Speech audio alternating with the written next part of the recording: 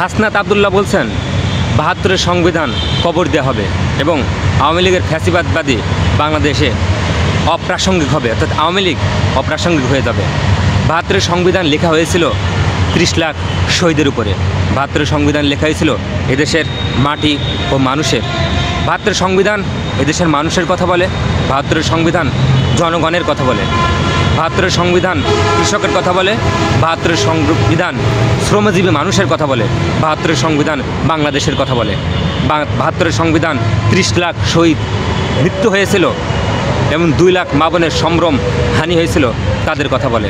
এবং ৭২-এর সংবিধানকে জাতির পিতা বঙ্গবন্ধু শেখ মুজিবুরকে নায়ক হিসাবে প্রতিষ্ঠিত করা হয়েছিল। ৭২-এর সংবিধানের মাধ্যমেই আমাদের বঙ্গবন্ধু কথাটি উল্লেখিত হয়েছিল।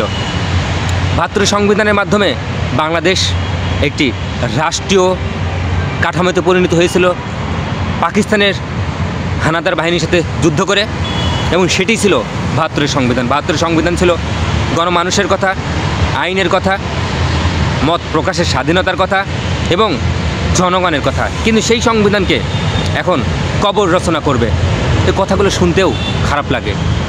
এই কথাগুলো শুনলেও বুকের ভিতরে রক্তক্ষরণ হয়।